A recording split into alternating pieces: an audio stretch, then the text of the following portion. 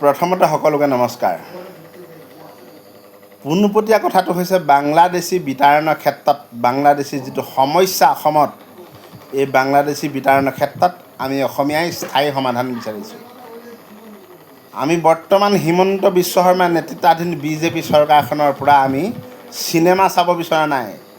BJP চৰকাৰখনৰ পৰা আমি নাটক চাব বিচৰা নাই।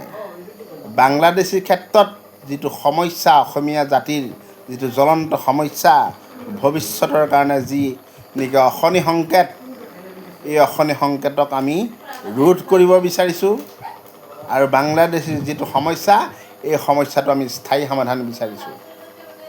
আৰু বাংলাদেশীৰ ক্ষেত্ৰত আমি যদি ক'বলৈ যাওঁ যে বিজেপি চৰকাৰখন বা বিজেপি দলটোৱে অসমত কেনেকৈ চৰকাৰ গঠন কৰিছিলে।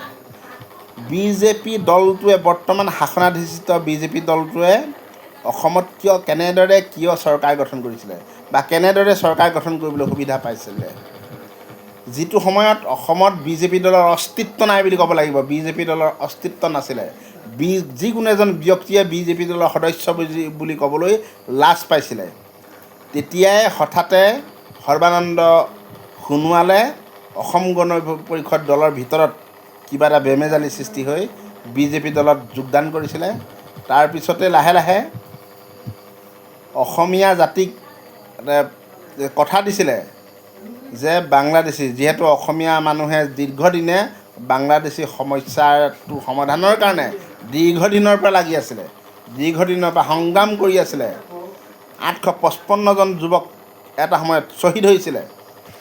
গতিকে এই সমস্যাটো সমাধান কৰিম বুলি অসমীয়া ৰাইজৰ আগত বিজেপি দলে প্ৰতিশ্ৰুতি দিছিলে। তাৰপিছতেই অসমীয়া ৰাইজে বিজেপি দলটোক আস্থাত লৈছিলে আৰু পৰৱৰ্তী সময়ত বিজেপি দলটোৱে অসমত চৰকাৰ গঠন কৰিবলৈ সুবিধা পাইছিলে। লোকসভাতে হওক বা বিধানসভাতে হওক চৰকাৰ গঠন কৰিবলৈ সুবিধা পাইছিলে।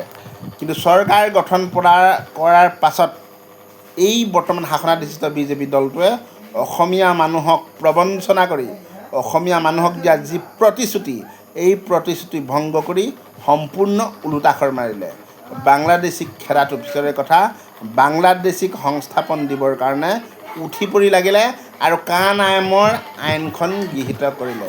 এতিয়া আমাৰ স্পষ্ট কথা, বাংলাদেশী খেদাৰ নামত অভিনয় কৰি নাটক কৰি যাকে তাকে এভেকশ্যন কৰিলে নহ'ব, উচ্ছেদ কৰিলে নহ'ব।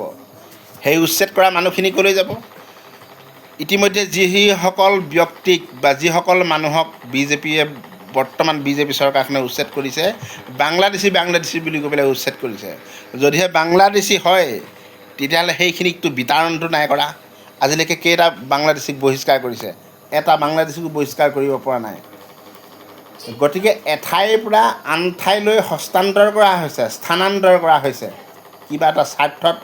অসমীয়া মানুহক চকুৰ আগত আভুৱা ভৰাব বিচাৰিছে আৰু সেই মাটিখিনিত তেওঁলোকৰ কিবা এটা স্বাৰ্থ পূৰণ কৰিবৰ কাৰণে কিবা এটা ক্ষেত্ৰত আগবাঢ়িছে।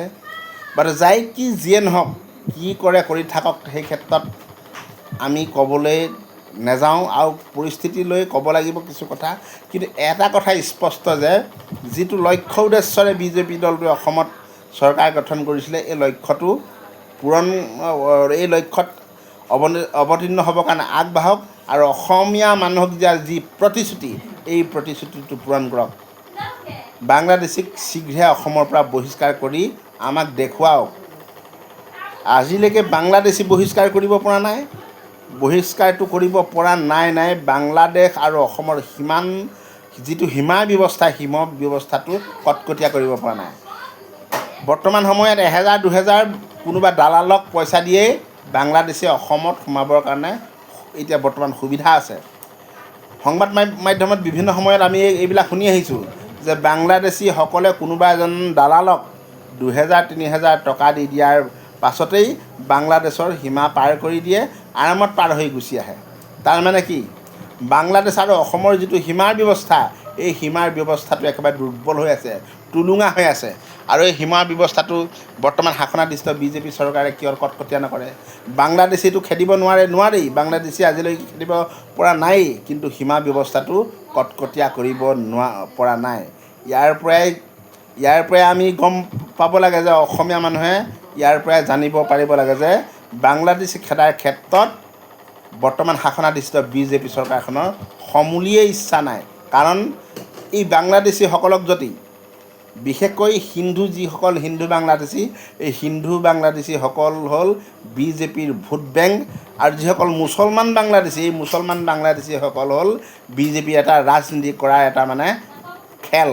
গতিকে মুছলমান বাংলাদেশীসকলক যদি বৰ্তমান বিজেপিয়ে অসমৰ পৰা বহিষ্কাৰ কৰি বাংলাদেশলৈ পঠিয়াই দিয়ে, তেতিয়াহ'লে তেওঁলোকৰ ৰাজনীতি কৰাৰ যিটো ইছ্যু, এই ৰাজনীতি কৰাৰ ইছ্যুটোৱে নাইকিয়া হৈ গুচি যাব। গতিকে অসমীয়া মানুহে বৰ্তমান বুজিবৰ হ'ল, জানিবৰ হ'ল। সেই ক্ষেত্ৰত বৰ্তমান শাসনাধিষ্ঠিত বিজেপি চৰকাৰখনে বাংলাদেশী খেদাৰ ক্ষেত্ৰত কেনেধৰণৰ ভূমিকা লৈছে, এই ভূমিকাখিনিৰ ক্ষেত্ৰত আমি অধ্যয়ন কৰিব লাগে, ভালধৰণে বুজিবলৈ চেষ্টা কৰিব লাগে। আৰু এই ক্ষেত্ৰত প্ৰকৃতাৰ্থত বাংলাদেশীক যে অসমৰ পৰা বিতাড়ন কৰিব লাগে, সেই বিতাড়নৰ ক্ষেত্ৰত অকল কাৰোবাক এভেকশ্যন কৰি থাকিলে নহ'ব। প্ৰকৃতাৰ্থত বাংলাদেশীসকলক চিনাক্তকৰণ কৰি NRC উন্নীতকৰণ কৰিব লাগে, আৰু NRC উন্নীতকৰণ কৰি বাংলাদেশীসকলক চিনাক্তকৰণ কৰি অসমৰ পৰা বহিষ্কাৰৰ ব্যৱস্থা কৰিব লাগে। অন্যথা কিন্তু আগন্তুক সময়ত বৰ্তমান শাসনাধিষ্ঠিত বিজেপি চৰকাৰখনে যে বৃহৎ প্ৰত্যাহ্বানৰ যে সন্মুখীন হ'ব, সেয়া কিন্তু একেবাৰে নিশ্চিত কথা। ধন্যবাদ। জয় আই অসম।